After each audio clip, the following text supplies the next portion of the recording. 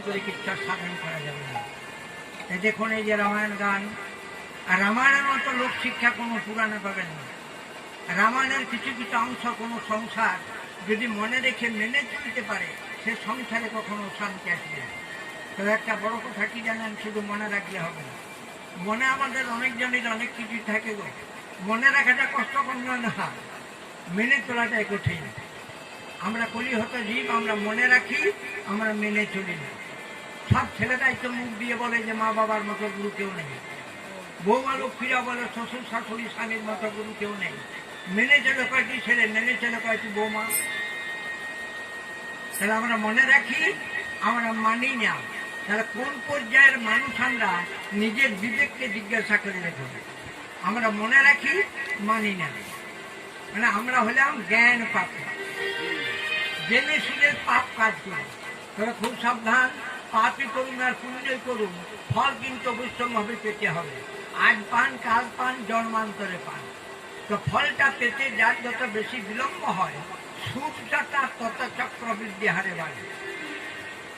দেখুন, রামকে আমরা ভগবান বলি, রাম ভগবান। তিনি ত্রেতা যুগের মানুষ হলেন, ভগবান মানুষ হলেন। কেন না, সবার উপরে মানুষ সত্য, তাহার উপরে নয়। মানব জনম দুর্লভ জনম, দেবতা জনম দুর্লভ জনম, এই ভাষাটা কোনো বইয়ে কোনো শাস্ত্রে লেখা নেই। কিন্তু মানব জনম দুর্লভ জনম, এটা কিন্তু বহু শাস্ত্রে পাওয়া যায়। তাহলে এখানে 100 বার স্বীকার করুন, দেবতাদের চেয়েও মানুষ বেশি, দেবতাদের চেয়েও আমরা বেশি গো। আমরা যে মানুষ, আমরা ভগবানের বৈঠকখানা।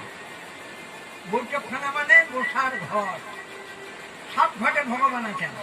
আমরা মুখেও বলি, কিন্তু ভগবানকে আমরা দেখতে পাই না। তাহলে দেবতার মানুষ কতটা তফাৎ না, দেবতারা হচ্ছে আঙ্গুর ফল, আর আমরা যে মানুষ, আমরা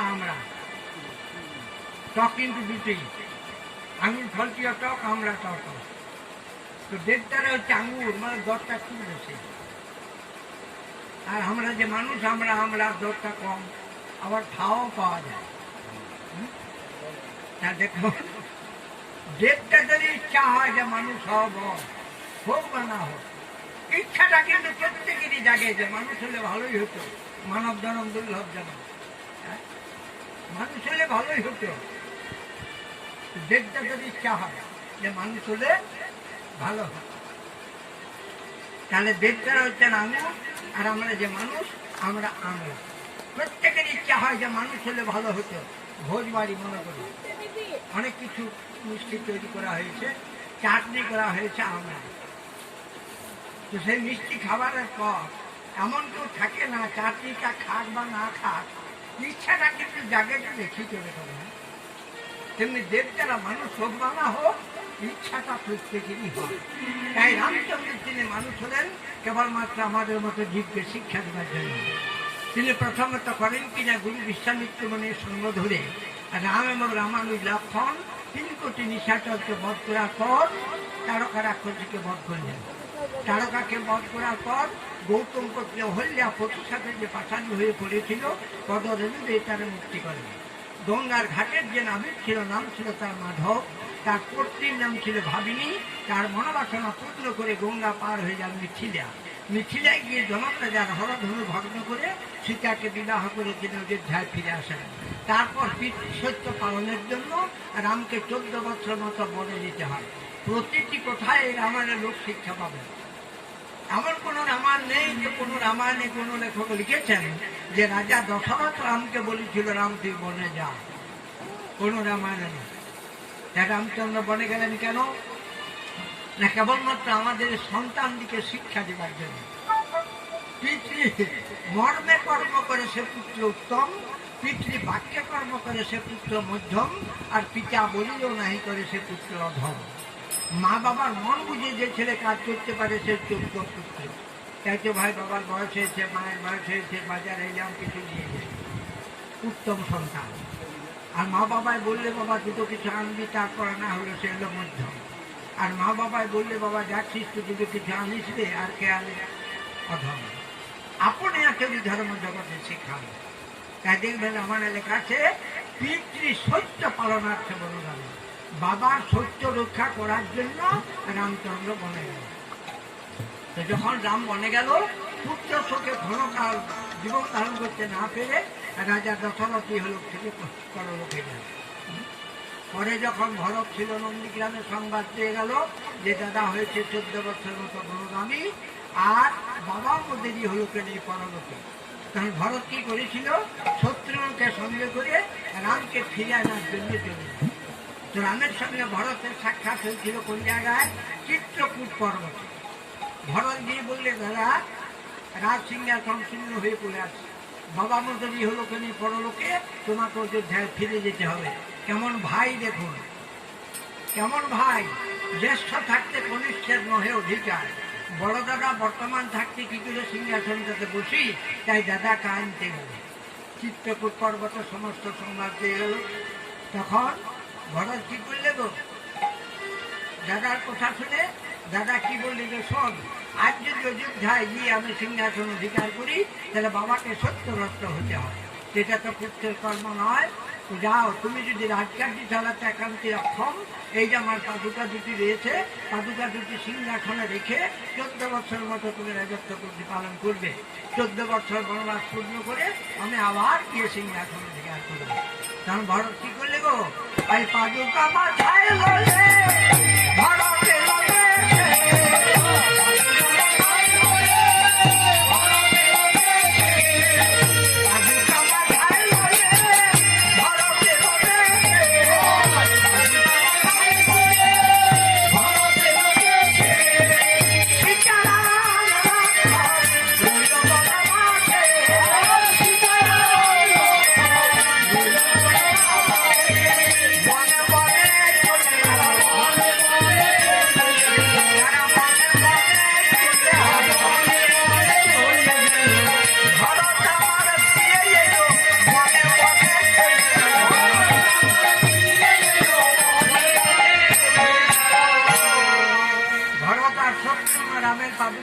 নিয়ে ফিরে আসছে অযোধ্যায়। আর এখানে রাম লক্ষ্মণ সীতা তিনজনাতে চলে যাচ্ছে বনে বনে। কিছুটা পথ যাবার পর সীতা দেবী রামকে দেখে বলছে যে প্রভু, আর আমি চলিতে নারি বহু মরি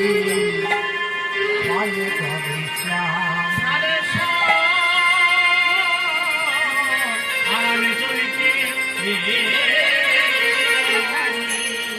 যে কুলে উদ্ভব তব তাহার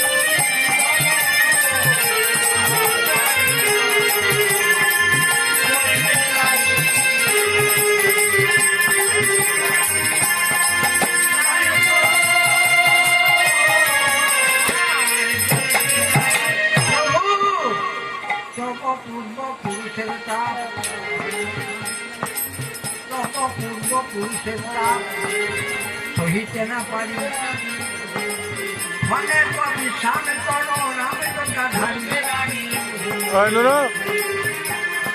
এই কথাটার মানে হয়তো সকলে বুঝতে পারলেন না। স্বামী স্ত্রী কথাবার্তা হচ্ছে। সেটা কি বললে রামকে, তব পূর্ব পুরুষের তাপ সহিতে না পারে। অর্থাৎ রাম হচ্ছে সূর্য কুলজাত, সূর্যের তাপ খুব প্রখর, আর আমি চলতে পারছি না, আমার বিশ্রামের দরকার। রামচন্দ্র বলেন অবুঝ হয়েও না। আর আরেকটা কথা কি জানো, বনবাস তো তোমার নয়, বনবাস আমার। তুমি রাজনন্দিনী রাজার দুলালি, তুমি কেন যাবে আমার সঙ্গে বলো? একদিনের মতো নয়, এক মাসের মতো নয়, এক বৎসরের মতো নয়, 14 বছরের মতো বনে বনে ভ্রমণ করতে হবে। আর আরেকটা কথা কি জানো, নারীদিকে ঘোরনি বলে। যে ঘরটা ঘোরনি নয় সে ঘরটা মানায় না। যাও রে যাও রে ফিরে যাও, যাও রে যাও রে ফিরে যাও অযোধ্যা নগরে। এখন তো ভরত ভাই যায় নাই বহু বলে। সবেমাত্র ভরত আমার পাদুকা নিয়ে ফিরে যাচ্ছে অযোধ্যায়, তোমাকে আমি ভরতের সঙ্গে দিয়ে আসি, তুমি অযোধ্যায় ফিরে যাও। সীতা দেবী কি বললে, বাবা তুমি যাবে বনবাসে, তুমি যাবে বনবাসে, রাম রঘুপতি অযোধ্যায় কেমনে থাকবে জনগণ।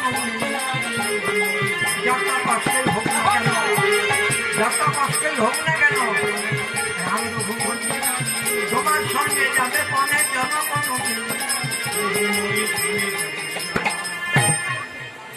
কিছু শিক্ষা হলো মায়েদের। সীতা দেবী কি বললে, যে যত কষ্ট হোক না কেন রাম রঘুমণি তোমার সঙ্গে যাবে বনে জনগণ নেই। কেবল নারীদিকে চেতনা দেবার জন্য। কেন জানেন? এই নারীদের স্বামী ভক্তি কখন বুঝতে পারা যায় না, পুরুষের যখন দুঃসময়, পুরুষের যখন সুখের সময় গাড়ি বাড়ি সোনা দানা হিরে পান্না চুনি, তখন নারীরা কি করে, স্বামীর পাশে বসে পাখা করে দেয়, বসে বসে খাও, বসে বসে খাও। নারীদের স্বামী ভক্তি বুঝতে পারা যায় পুরুষের যখন দুঃসময় হয়। তো শোনো, সেটি তুমি কষ্ট সহ্য করতে পারবে না, বারবার বলছি। আর বৈশাখ থেকে শুরু করে চৈত্র মাস পর্যন্ত এই যে 12 মাস কত কষ্ট মনে আছে, তুমি যদি আমার কাছ থেকে শোনো আর তুমি যেতে চাইবে না। একটু মন দিয়ে শোনো, কত কষ্ট আছে 12 মাস। সর্বাগ্রে হলো কিনা বৈশাখ মাস। বৈশাখের মিঠুর ভানু, কিরণে কম্পিত তনু, রেণু হবে কৃষাণু সমান, ও কোমল সুচরণে তাহে যেতে যেতে বনে রাজকন্যা হারাবে পড়া। যবে হবে মাস জ্যৈষ্ঠ, নিজা ঘে পাইবি কষ্ট, মুখ ইন্দু মান হবে তোর, চন্দন চুয়াতে শানি, যে অঙ্গেতে দিলে ধনী, তবে তোর প্রাণে থাকে ঘোর। আষাঢ়ে প্রগাঢ় ক্লেশ, শোনো প্রিয় সবিশেষ, নব মেঘে ঘোর অন্ধকার, চপলা চমকা দেখি, মূর্ছা যাবে চন্দ্রমুখী, ঘরে যাও রে বলিবারে বার। শ্রাবণে পবন যোগে, মুসল ধারাতে বেগে, ঘোর বৃষ্টি হবে ক্ষণে ক্ষণে, নদ নদী একার নবী, জলে পূর্ণ হবে ভূমি, গাছের তলায় থাকিবে কেমনে। যবে হবে ভাদ্র মাস, মক্ষিকা মশক দাস, নিশি নিশি আসি দিবে ক্লেশ, করে বেদ বর্গে পূজা দিলে পদ্মে চলিতে হয়, বনের আসছে মনে ফলতা মাহি মিলে হবে আহার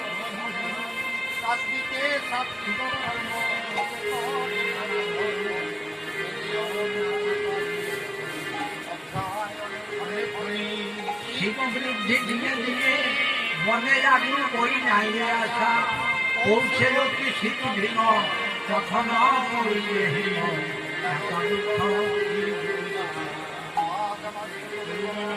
হবে যে শীত বিমোচন পশু পাখি মানুষের দুঃখ, বৃষ্টি হইলে অকালেতে অতিশয় অবিরাজাতে, ভালো করে বহিবে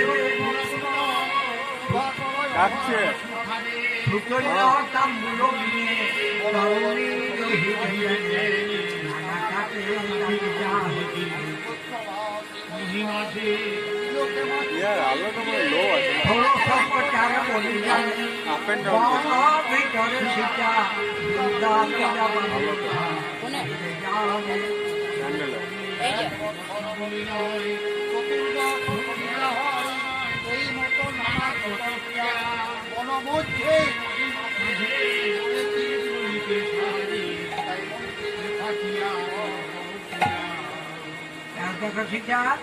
এই যে 12 মাসে কত কষ্ট বনে আছে, তোমাকে একটি করে পরিচয় দিলাম।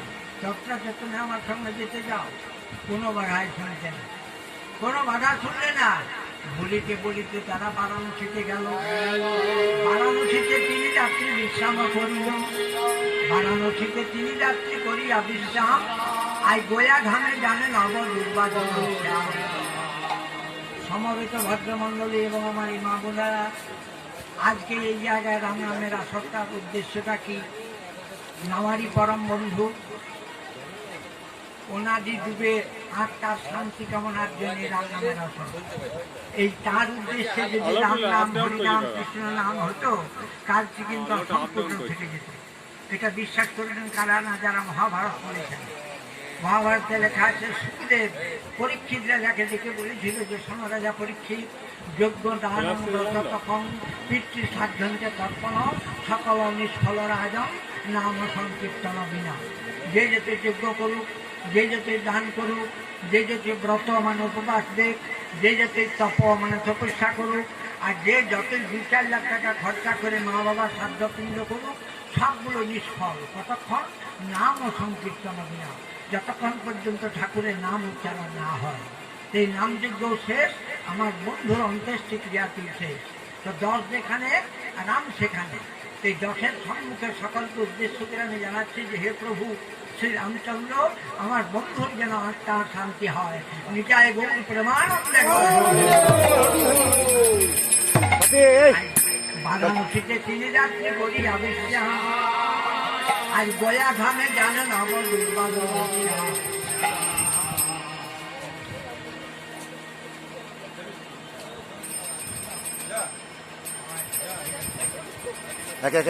আলাদা যাবে ওখানে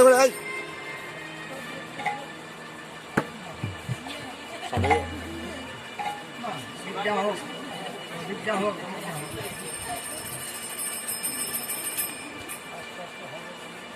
ও আগে আগে আগে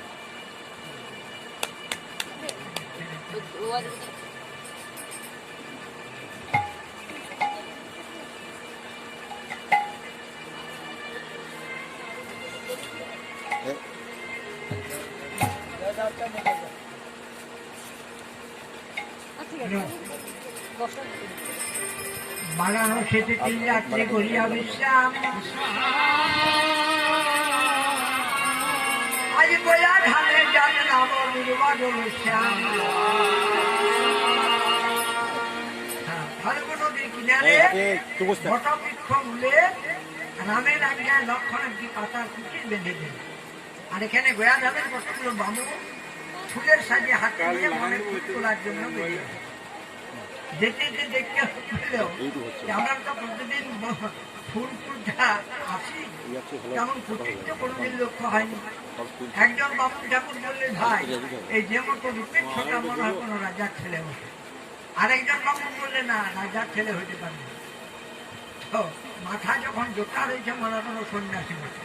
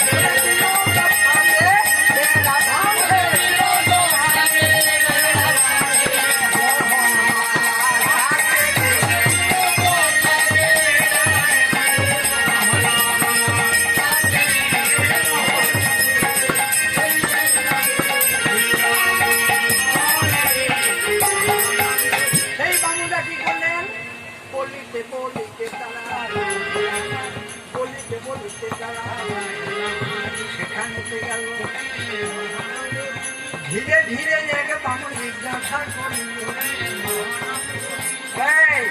কোথায় ঘর নাম কি কোথায় ঘর নাম কি থাকিস কোন দেশে এমন নবীন বয়সে কেন ফিরছি বনবাসে সত্য করে বলে একবার সত্য করে ওরে বনে বনে ফিরিস কেন সত্য করে বলে যেমন এক বামুন জিজ্ঞাসা করেছে রাম আমার কি করলেন পদ্মার পদার্থ যে যেমন ভাবেন বোঝেন তার অর্থ বামুনদের সঙ্গে কোনো বাক্যালাপ না করে রাম আমার কি করছেন দেখুন উপবিত দেখে রাম উপবিত দেখে রাম ভঙ্গিলা চরণ ধীরে ধীরে পড়িচ্ছে রাম রাজীব লোচন কাঁধে বইটা রেখে আগে প্রণাম পরে কথা হবে আগে প্রণাম কেন না আমাদেরকে চেতনা দেবার জন্য এই যে আমরা করি হতো জীব বামুন বৈষ্ণবকে প্রণাম করা দূরে থাক ঠাকুর মন্দিরে ভালো করে প্রণাম হয় ফুল লাগানো আছে ঠাকুরে দুর্গা সাতটা দুর্যোগ দিকে দেখে মাথা নোয়ালে কি হয় সোজা উত্তর মাথার ভারটা কমে মাথা যদি একটা বোঝা থাকে 10 কেজি বোঝা রেখে মাথা তেল করে যায় শরীরকে হালকা হলে তাই আমাদেরকে চেতনা দেবার জন্য কাঁধে পয়সা রেখে রাম আমার প্রণাম পরে কথা প্রভু ওদের ধ্যান করে ঘর ওদের ধ্যান করে ঘর দশরথের নন্দন আমাদেরও নামে বসে শ্রীরাম লক্ষণ একজন বামুন মিলে বাবা অনুমান করেছিলাম তো সম্ভ্রান্ত বংশের ছেলে কি করে অনুমান করলাম জানিস এই যে মুখমণ্ডল এইটুকু কেবলমাত্র এইটুকু মুখমণ্ডল কি পুরুষ কি নারী এই মুখ দেখলে কিছুটা অনুভব বা অনুমান করা যায় কে কেমন ঘরের ছেলে কে কেমন ঘরের মেয়ে কে কেমন ঘরের বউ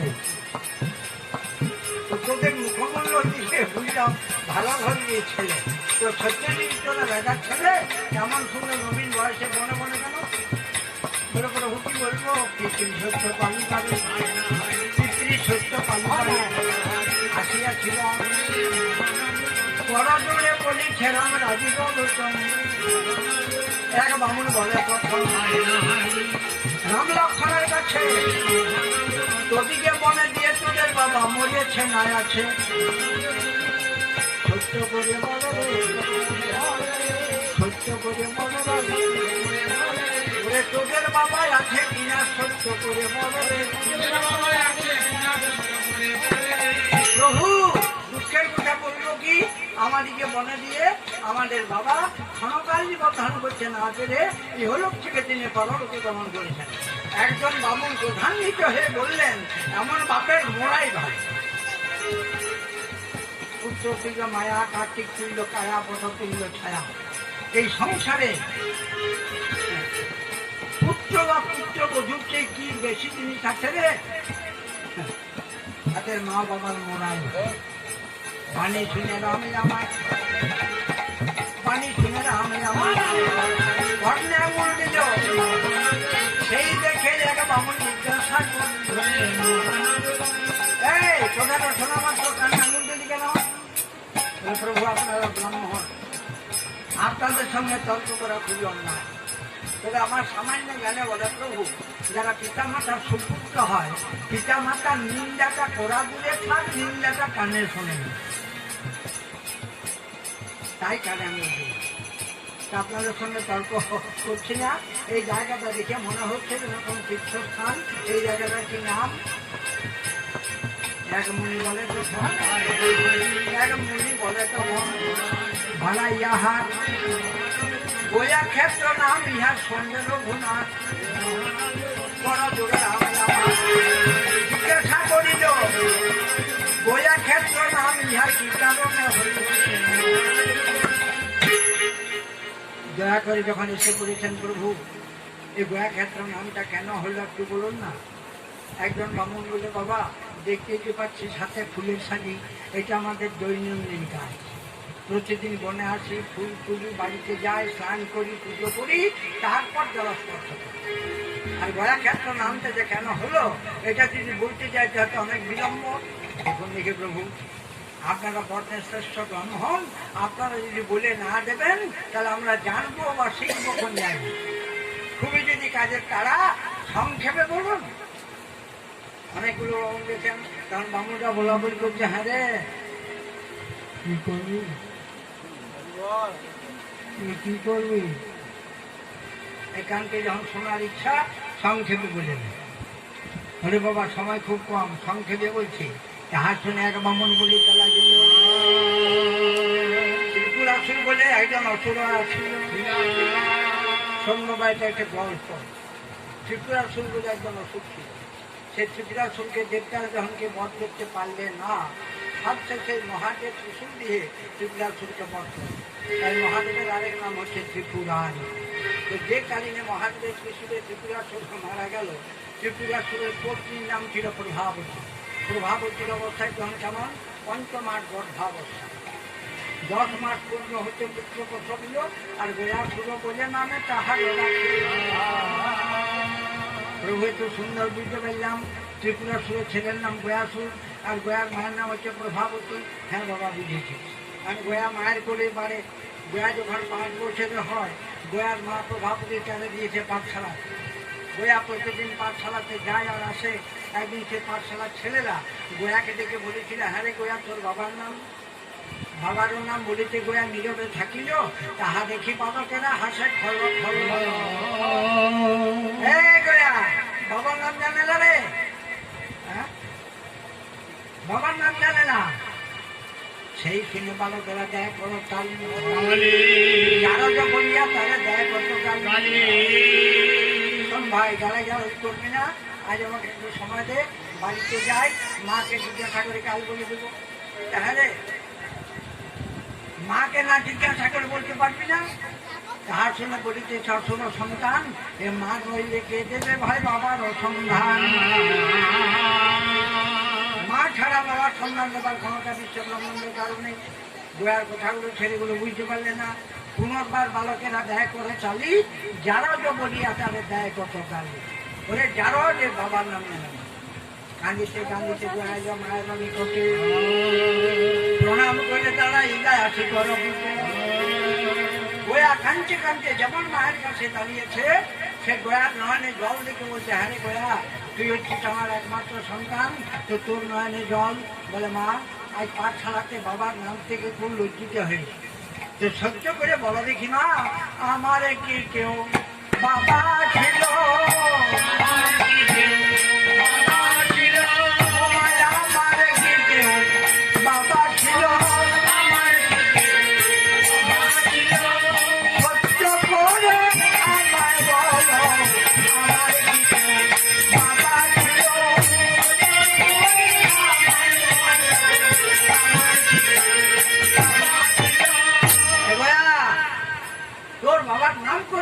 হৃদয় বিদীর্ণ হয়ে যায় কেন মা? না তোর বাবার নাম হচ্ছে সম্রাট ত্রিপুরাসুর। আচ্ছা মা তাহলে আমার বাবা কোথায়? না তোর বাবা কই পাগলা ভোলা মহাদেব ত্রিশূল দিয়ে বধ করে, তাই ওই মহাদেবের আরেক নাম হচ্ছে ত্রিপুরারি। গোয়া তখন 5 বছর। গোয়া মাকে ডেকে বলছে, শোনো মা আজ থেকে আমি পাঠশালায় যাচ্ছি না। কেন রে পাঠশালায় যাবি না কেন? শোন, জীবের হচ্ছে 4টা দশা। এই জীবের 4টি দশা ওর মা বলছে গোয়াকে। প্রথমে না জিতম বিদ্যা, দ্বিতীয় না জিতম ধন, আর তৃতীয় না জিতম পুণ্য, চতুর্থ তিন করিষ্ঠতি। প্রথম বয়সটা হচ্ছে বিদ্যার্জনের সময়,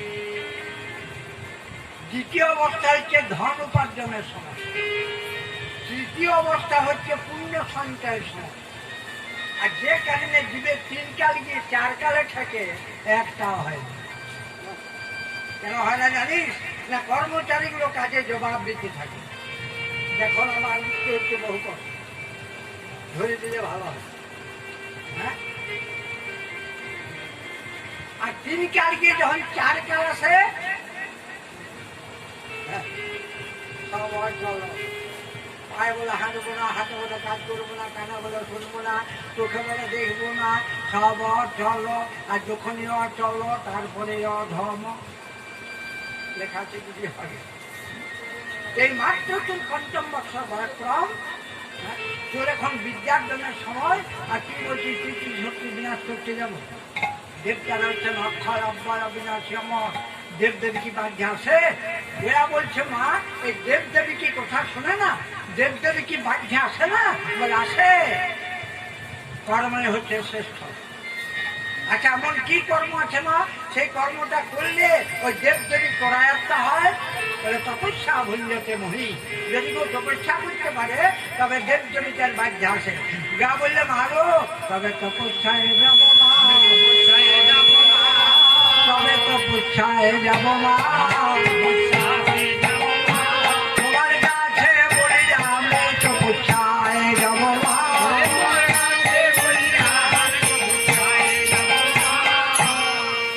মুখে বললে তপস্যা হয়? আচ্ছা মা তুমি বলে দাও কেমন করে তপস্যা করতে হবে? শোন, নির্জন স্থানে গিয়ে চারিদিকে অগ্নি প্রজ্বলিত করে ঊর্ধ্ব পদে হেঁট মুন্ডে যদি ও তপস্যা করতে পারে তবে দেবদেবী তার বাধ্য আসে।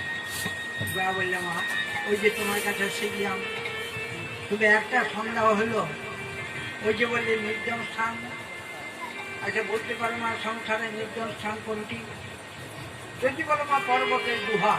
তোমার কথা শুনে পর্বতের গুহায় গেলাম, আর মন পড়ে আছে আমার বাড়িতে, মা কি করছে, বাবা কি করছে, ভাইরা কি করছে। বাড়িটা নির্জন হয়? তবে আমার সমাজটা জানে বলে মা এই জনগণের মধ্যে থেকে নিজেকে নির্জন করে নেবার একটু চেষ্টা করতে হবে। মারে গয়া এই তো সবেমাত্র 5 বছর বয়স, এর মধ্যে তোরা তো আত্মতত্ত্ব বোধ আশীর্বাদ পরিবর্ষ তোমার মনের অভিলাষ পূর্ণ হবে। তখন গোয়া কি করল গো? আমি মাটি কত রজ গয়া ছিঁড়েতে লড়ি,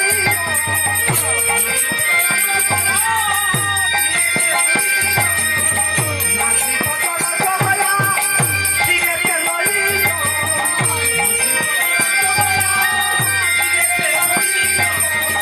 হরিতার বলে গিয়া চপে আরম ভিল,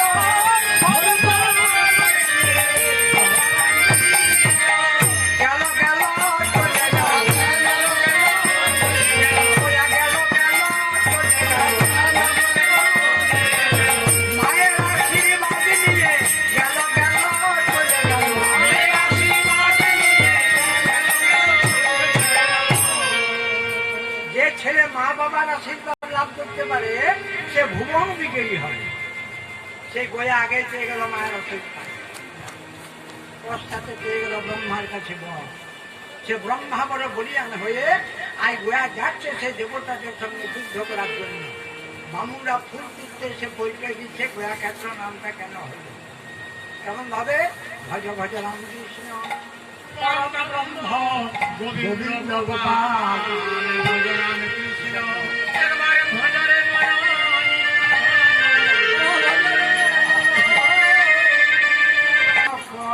ভজন করো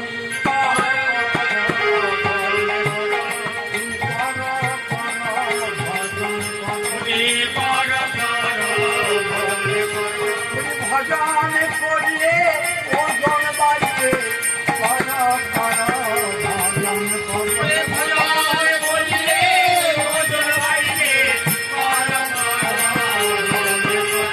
ষোলো নম্বর বিচক্ষণ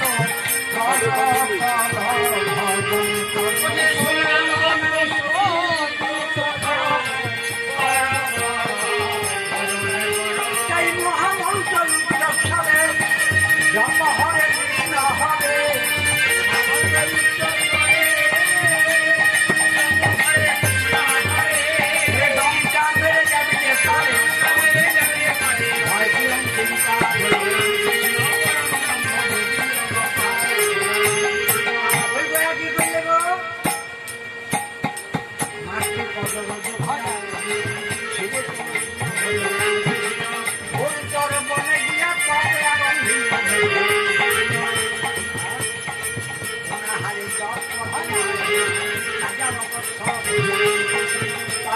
সন্তুষ্ট হলো বিধা পাই বাবা আসিয়া যখন গোয়াকে ডাকিয়া হাজি বলো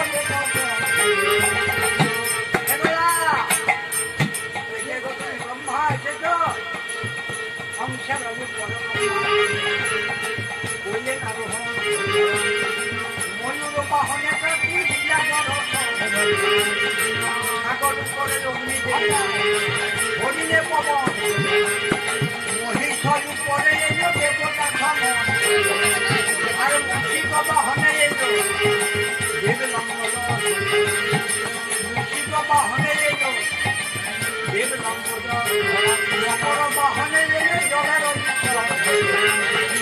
একে একে গোয়ার কাছে এলো ধনুর্বাণে ফেলে গোয়া চরণ হ্যাগো আমার বাবাকে তোমরা আমার বাবাকে তোমরা করেছ নিধন এতদিনে এসেছে গো তাহার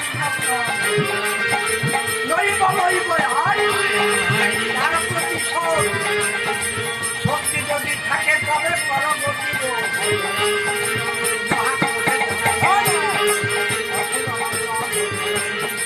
হেঁটে হেঁটে মা দুর্গা গোয়া ছুড়ে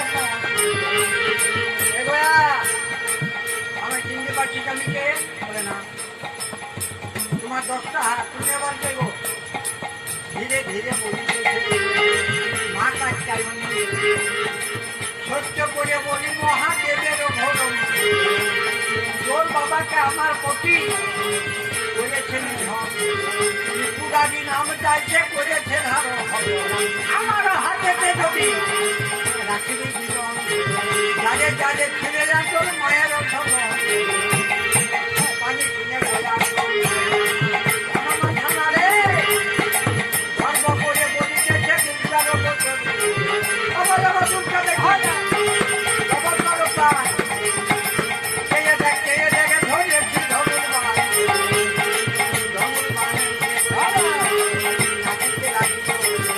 এক দৃষ্টে মহামায়া দেখিতে লাগিল বাম হাতে ধরে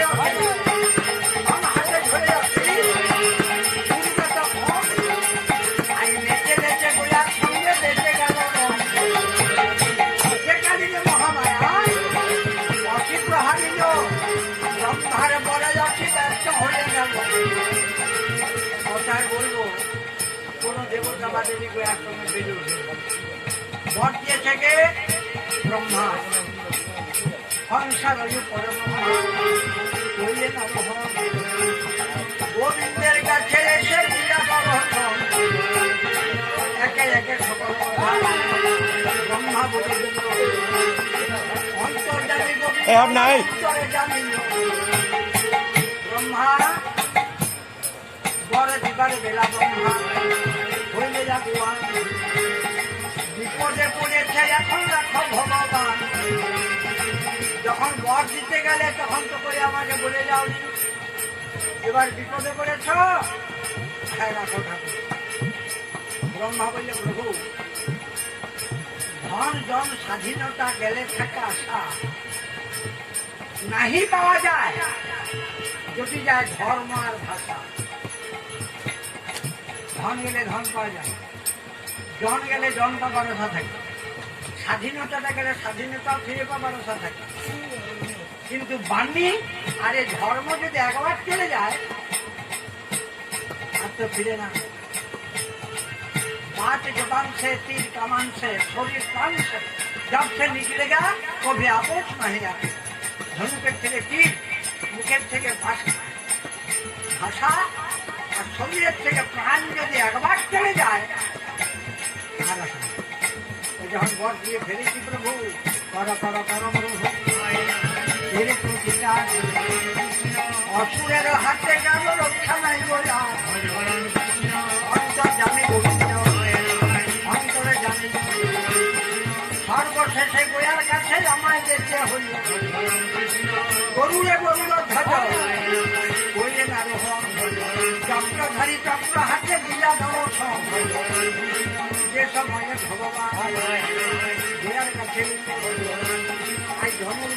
ছেলে গোয়া সহ মাতা হে প্রভু তুমি ব্রহ্মা তুমি তুমি মহেশ্বর কুবের বরুণ হরি যম সুরঙ্গ তুমি সৃষ্টি তুমি স্থিতি তোমাতেই প্রলয় তুমি জগৎ ব্রহ্মাণ্ড তুমি বিশ্বময় একদিন তোমায় ভগবান এই বিচার পুণ্যে পুত্রের হৃদয় আমার এই প্রমাণ গোয়া গোবিন্দকে দেখে বলছে প্রভু তোমাকে ভুলেও একদিনও ডাকি নাই একদিনও ডাকি নাই তোমার ভগবান বিচার পুণ্যে পুত্রের উদয় আজ আমাকেই প্রমাণ আজ আমি মনপ্রাণে বিশ্বাস করলাম যে আমার মা বাবার পুণ্যের জোরে ডাকতে না ডাকতে ঘরে বসে গোবিন্দ এই যেমন আমার বন্ধুর ছেলেরা পিতৃমাতৃ ভক্ত সন্তান শুধু মুখে বললে হবে না কর্মে তো দেখেছি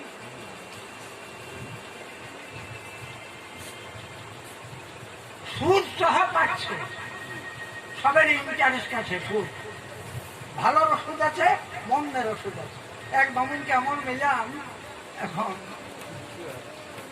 আমার কিছু হয় ওই যত বলছে কিছুই হয় নাই কিছু দেরি হচ্ছে না সুদটা বেশ আস্তে আস্তে যেদিন পাবে উৎসব তাই একদিনও তোমায় ডাকিনি আমি মনে প্রাণে বিশ্বাস করলাম যে আমার বাবা মায়ের পুণ্যের জোরে ঘরে বসে গোবিন্দ ভগবান বললেন গোয়া তোর বাণীকে আমি সন্তুষ্ট ভগবান ভুলে গেলেন না এই কথাটি মনে রাখতে পারলে কাজে লাগাতে হবে তাহলে সারা মানব জীবনের কাজ এই একটি কথা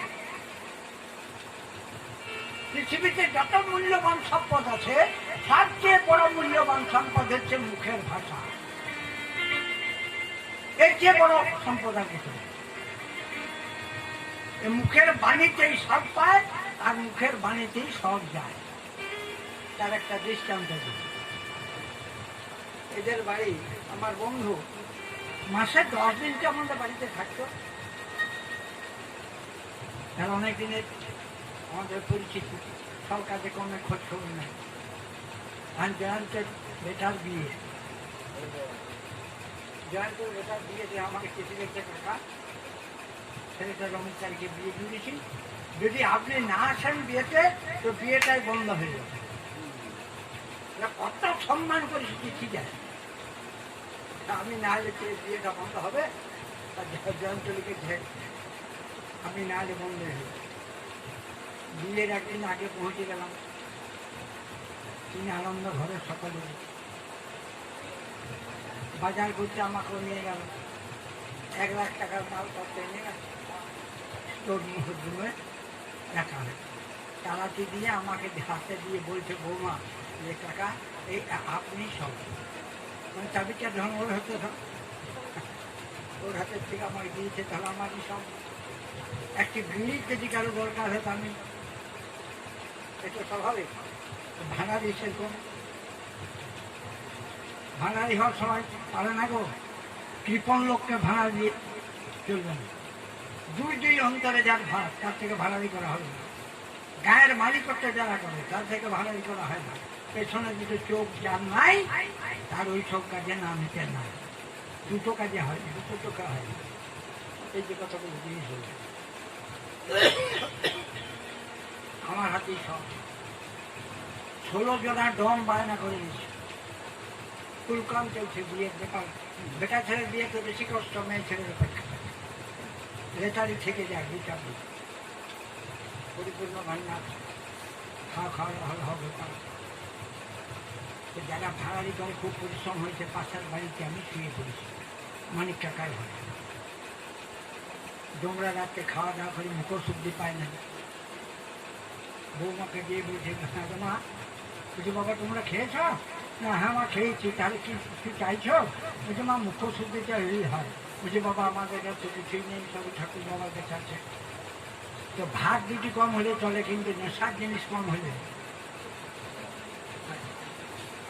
দেখি ওইটু কোথাও শুয়ে পড়েছে কোথায় পাশের বাড়িতে গিয়ে ঠাকুর মশাই বলে যেমন দেখেছি তার কথা বলছে কি এলো রে ওদের খাওয়া দাওয়া করে করতে লাগবে আমাকে আবার উঠালে ঘুমাচ্ছিলাম রে, বড় পরিশ্রম, একটা মুখশুদ্ধি পাইনি।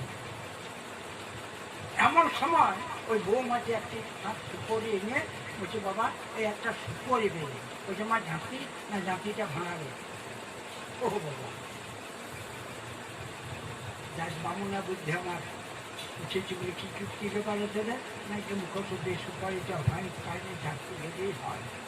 আমার বামুনা বুদ্ধি তো আমি সুপারিটা দেয়, সুপারিটা নিয়ে মুখে ভরল, ঝাঁটায় খুব জোর, 24-25 খন্ড করে দিলাম সুপারিটা। মুখের থেকে বাড়ি ফিরে বলছে, তুই বাবা তোকে সুপারি পাড়া হইল আর বামুনকে শাক পাওয়া হইল। সে 16 জনা দম আমার পা দিতে জড়িয়ে ধরে বলছে, বাবা ধন্য আপনার দাঁত ধন্য। বলি কেন রে না, আমরা 16 জনা দমে 32 বার মুখে ভরেছি বাবা। তো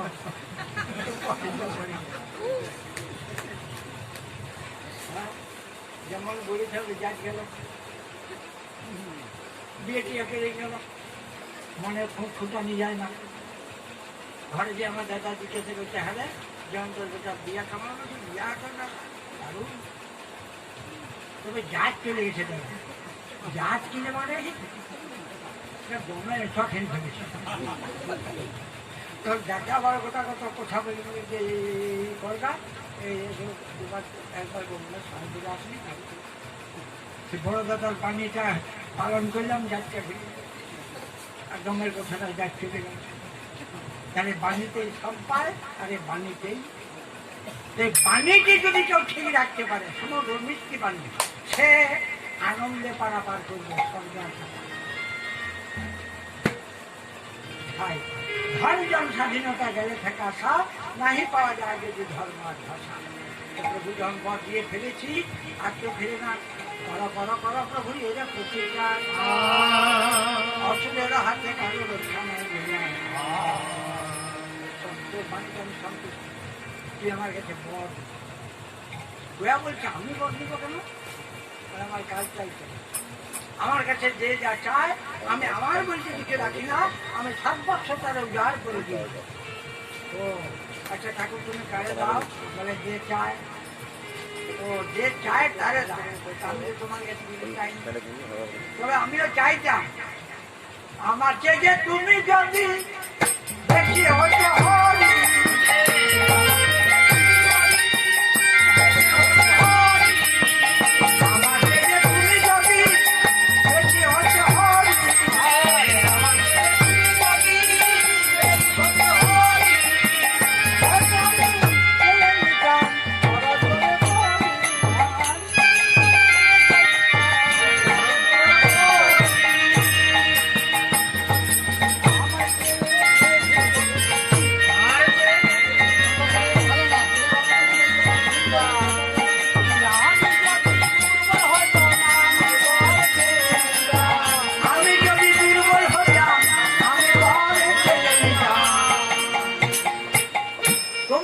আমি যখন বেশি হই হরি, যে বা ইচ্ছা মাগবর কর করবে। গোয়া বলছে গোবিন্দকে যে আমি বর দিব না, তোমার যদি কিছু দরকার তুমি আমার কাছে না। ভগবান বললেন, গোয়া তুই আমাকে বর দিবি? বলে শোনো ঠাকুর, জন্ম হোক যাহা তাহা, কর্ম হোক ভালো। জন্মটা যেখানে হোক, কর্মটা ভালো হতে হবে। অসুর করে জন্মেছি কিন্তু মিথ্যাবাদী নয়, যখন বলেছি বর দিব দিব। অন্তর্জামী গোবিন্দ আমার অন্তরে এতক্ষণে গোয়া আমাকে রাস্তা করে দিল। ভালো করে পরে চায় দেবে ভগবান, ষোলো নিনু পরে গোয়া হরণ নিয়মান। ভগবান বললেন যে গোয়া তুমি ধরাশায়ী হও। চারি পুরুষ দিলে তখন গোয়া ফুলে গেল। দেখিয়া ভগবান হাসে খবর বলে, এবারে গেছি বলে প্রভু আমি যখন ধরাশায়ী, এখন তুমি বেশি তারা হার মেনেছিস বলে। হ্যাঁ, তো তুই তো আমাকে একবার দিয়েছিস, আর আমি প্রতিজ্ঞা করলাম তোকে দিব 3 নিব। তাড়াতাড়ি বর চায় অশুভানন্দ,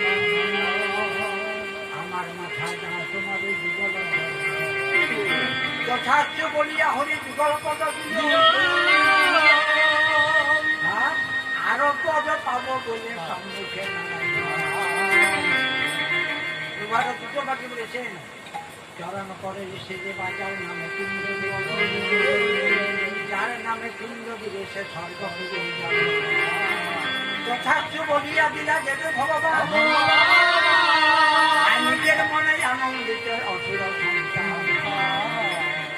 ঠাকুর আরেকটা বাকি বলেছে, আমিও মিথ্যাবাদী নয়, যেদিনে যে স্থানে পিণ্ড না পাই সার্বমাত্র পাতালামে যথার্থ বলিয়া দিলা দেবনারায়ণ, অন্তরে আনন্দিত অসুর সংসার।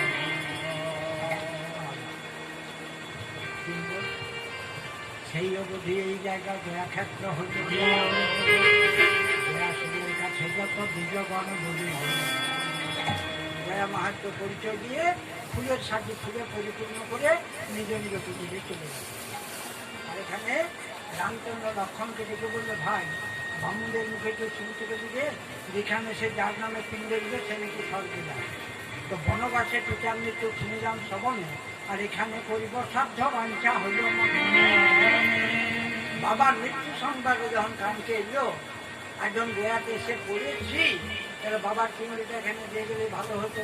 এবার বামুনদেরকে জিজ্ঞাসা করে দেখ দেখি যে গোয়াতে পিণ্ড দিতে দেখি কি লাগে। রামে তো মিয়া যায় গৌরবরণ, বামুনদেরও কাছে সেটি লাগে। হ্যাঁ, আপনারা কে বললেন যেখানে সে যার নামে পিণ্ড দিবে সে সঙ্গে, তো গোয়াতে পিণ্ড দিতে দেখি কি লাগে। একজন বামুন বলে, যারা পিণ্ড দেবে তাদেরকে বলবো, প্রভু যদি আমরাই দিই। তাহার শুনে এক বামুন বলিতে লাগিয়া, এখানে পিণ্ড দান করি, চলে চাই চাল তিল আর কলা, চাল চাই তিল চাই কলা চাই নতুন বস্ত্র চাই, স্বর্ণ না হইলে আবার হবে না। আচ্ছা প্রভু যদি তোর দরিদ্র থাকে, এক মুনি বলে শোনো, সুমিত্রা সন্তান ধনহীন যেন না হয় পিণ্ড। অর্থ অনর্থের মূল সব জায়গায় হয় না, অর্থ পরমার্থের মূল, আর অর্থ অনর্থের মূল। যে অর্থ ভালো কাজে ব্যয় হয় সে হচ্ছে পরমার্থের মূল, আর যে অর্থ অসৎ পথে ব্যয় হয় সে হচ্ছে অনর্থের মূল। তাহলে অর্থ যারা কাজ হবে না, যা যা যা। বিরহ সপতনের লক্ষণ রামের কাছে এলো, একে একে সকল কথা রামের নিজে দিল। দাদা এত ভাগ্য কি আমরা করেছি যে আমরা বাবার পিণ্ড দেবো গোয়াতে। বামুনরা বেঁচে দিলেন, চাল চাই তিল চাই কলা চাই নতুন বস্ত্র চাই, সোনা না হইলে আবার হবে না। তাহলে বামুনদের পা জড়িয়ে ধরে বলিসনি যে আমরা বনবাসী, এত সব সামগ্রী কোথায় পাবো, বলে যতটুকু বলার ততটুকু বলেছি, আমাদের ভাগ্য সব হবে বাদ দিয়ে। সীতাদিন বলছে যে প্রভু কি ব্যাপার, সীতা ভাবলাম যখন গোয়াতে এসে পড়েছি তো বাবার পিণ্ডটা এখানে দিয়ে গেলে ভালো হতো, কিন্তু হবে না। বামুনরা বিধি দিয়েছেন, চাল চাই তিল চাই কলা চাই নতুন বস্ত্র চাই, সোনা না হলে আবার হবে না। এখনকার আমি বনবাসী, রাজপাটের সব নেই, এত সামগ্রী পাবো কোথায়। সীতাদিন বললে প্রভু তোমার একটা নাম আছে, কি নাম? ভগবানকে ইচ্ছাময়। এই ইচ্ছাটা হওয়ার সঙ্গে সঙ্গে যদি কাজটা না হয় তাহলে নামটা বাদ দিতে হবে। তাছাড়া কোনো উপায় নেই, বলে তার কি আর হয়? সোনার কি আটকে যায়? কোনো চিন্তা নেই, কোনো চিন্তা নেই। সোনার দরকার তো ধীরে ধীরে বলিতেছে জনগণ, আমার সোনার কঙ্কন ধীরে ধীরে তোমার হাতের কঙ্কনটা তুমি দিয়ে দিবে আমার বাবার সাথে, বলে তা দেবো না। বলে ভাবিয়া করিও কাজ, করিয়া ভাবিও না। চিন্তা করে দেখো, তুমি যে হাতের কঙ্কনটা দেবে বনবাস পূর্ণ করে অযোধ্যায় গিয়ে যখন রানীর সাথে সাজবে, তখন উর্মিলা সুতকীর্তি মান্ডবী তাদের কাছে বলবে না তো যে আমি হাতের কঙ্কন দিয়েছিলাম বলে আমার শ্বশুরের সাধ্য হয়েছিল। এই গঞ্জনাটা গায়ে হচ্ছে ধর্ম খুব বড় গঞ্জনা ছিল। পরে যেদিনেতে কথা বলবো তোমার সমান, অন্যের কথা ঘুরে টাকা আমি তৈরি বলবো। আমাদের ঘরে বৌমা আমি বলবো সমান সমান দাও, সমান সমান দাও, লোকের কথা নয়। হ্যাঁ, তো যে মা ভাগ্যবতী, যার সামনে একটু বেশি দেখতে হয়, ভুলের যেন ওই ভাবনাটা মনে না আসে, ওই ভাবনাটা যেন মনে না আসে। বলে হাতের কঙ্কনটা দিয়ে দেবো, বলে যেদিন এতে কথা বলবো তোমার সাধন অন্যের কথা তুলে সেটা আমি তৈরি করবো। কারণ রামের আনন্দ আর ধরে না, দুই বাহু বিস্তার করে জানো ফিরে কোল দিতে যাচ্ছে তখন ভাবে বলে এসো এসো হৃদয় হৃদয়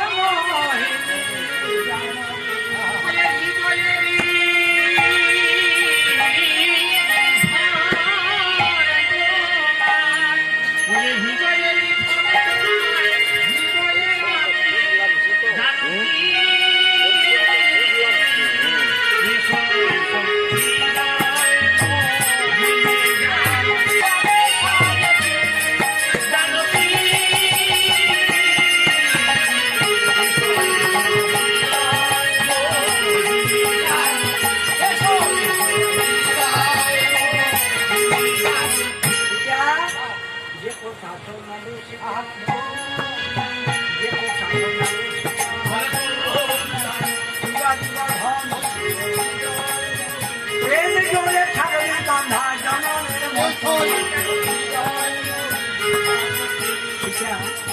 ওই যে হাতের কঙ্কনটা তুমি দেখে ওই কঙ্কনটা দিতে হবে তা জানো তা জানা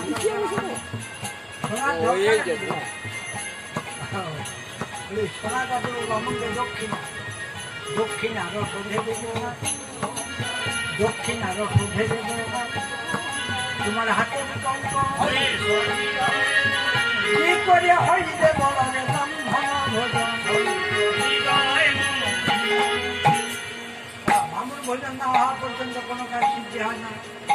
তাহলে বামুর ভোজন লক্ষণ বলছে দাদা আমি একটা কথা বলবো না বল না জল যেমন কাউকে জিজ্ঞাসা করে না যে কোন দিকে যাবো বুঝে দেবে জল কেটে দিলেই জলের পর জল নিজেই করে দেবে তেমনি কর্মের একটা সোট আছে কাজের আগে তাতে ভয় ভয় লাগে যে কি করে কাজটা ফেলবে কিন্তু কাজটা যদি মহৎ হয় ভালো হয় কাজে নেমে গেলে কাজের পরটা কাজেই করে নেবে বলে ওরে ওটা তো আমিও জানি কিন্তু কি দিয়ে হবে আমি বলল ওই যখন যখন অবস্থা তখন তুমি ব্যবস্থা দুটি ভাই চলে যাব দুটি ভাই চলে যাব বলবো ফলে দান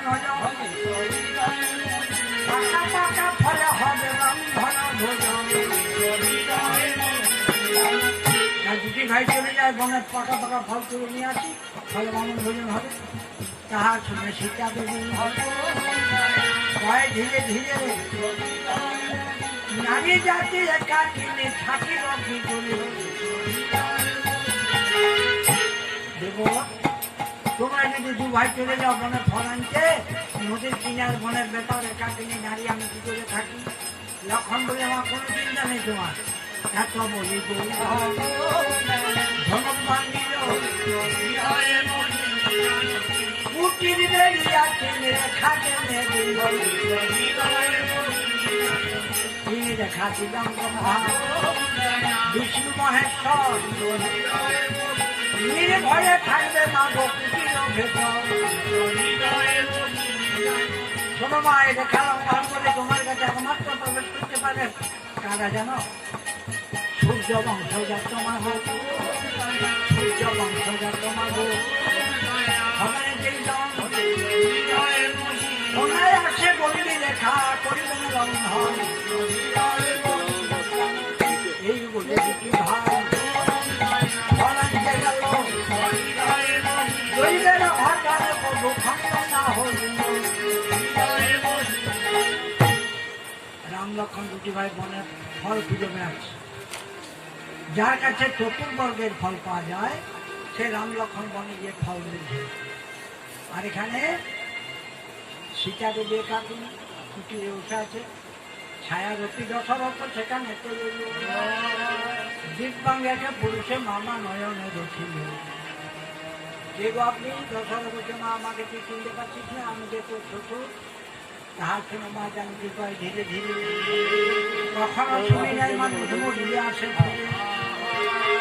আমার শ্বশুর কি হলো কেন তুমি তো করো লোকে বলে মা কেন ফিরেছি জানিস এখনো মুক্তি তো পাই না পিণ্ড পাই নাই বলে মুক্তি তো পাই না পিণ্ড পাই নাই পিণ্ড দে মা পিণ্ড দে পিণ্ড দে মা পিণ্ড দে পিণ্ড দে মা পিণ্ড পিণ্ড খেয়ে স্বর্গে যাব আমি পিণ্ড দে মা পিণ্ড দে স্বর্গে যাব আমি পিণ্ড দে মা পিণ্ড দে।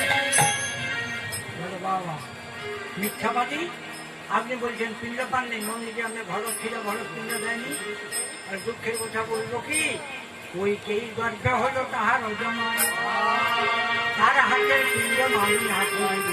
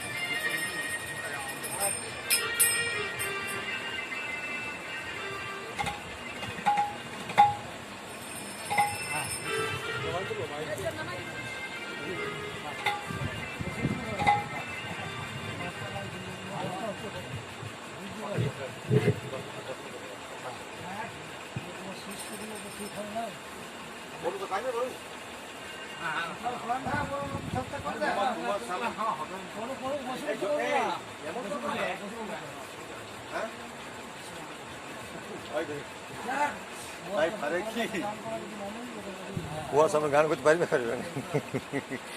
ইয়া সনাতনকে বলছি করো, বলছি না পারবো না, ভুলি যাবো পারবে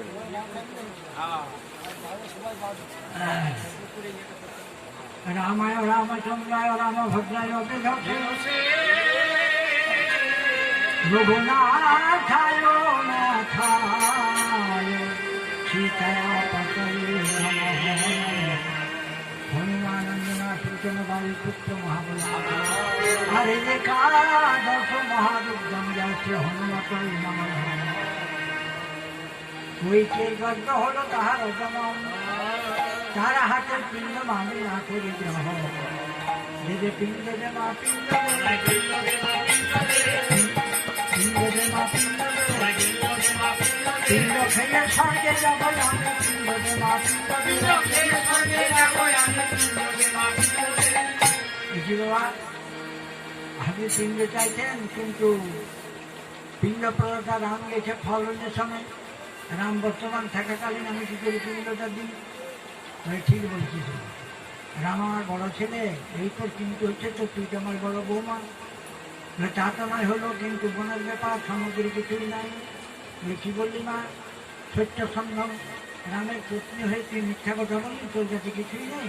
মানে নেই কেন বাবা? আমি তো নদীর কিনারে বসে আছি, আমারও কাছে তো বাবা ফালতু বাড়ি আছে। দশরথ বলে মা জমা রুটেই আছে, যে বালি দে মা জমা, বালি খেয়ে স্বর্গে যাবো,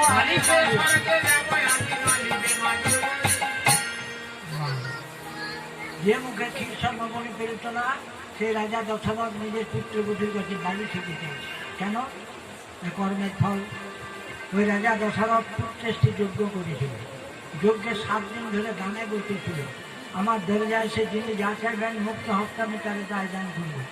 7 দিন যখন দান শেষ হলো, 8ম দিনের দিনে কুশাগ্রে জলে জল খেতে বসেছে, আমার সময় গোদাধর বলে এক বামন দিয়ে উপস্থিত। মহারাজার জয় হোক। কে গো তুমি? বলে মহারাজ আমি একজন গরিব বামন, শুনলাম আপনি দান করছেন, তাই কিছু দানের সাথে। বাহ, 7 দিন ধরে দান করলাম, তোমার অবসর হয়নি? আর জল খেতে বসেছি, বিরক্ত করছেন সেটাও? ভান্ডারে কিছুই নেই, কত আশা বুকে বেঁধে এসেছি প্রভু, শূন্য হাতে ফিরে দেবো, কিছুই নেই। বলে নেই কেন? যজ্ঞ শেষ হয়েছে, অবশিষ্ট যজ্ঞের পোড়া বালি আছে, বালি নেবে। তখন গোদাধর বামন অভিশাপ করেছিল, কি বললি রে বেটা, ধনে মর্ত, আর আমি গরিব বামুন, বালি বালি করে বেটা উপহাস করি।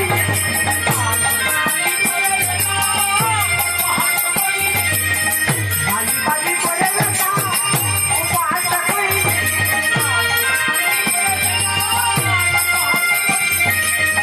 ওই মুখে হবে বালি, খাবে খাবে খাবে বালি।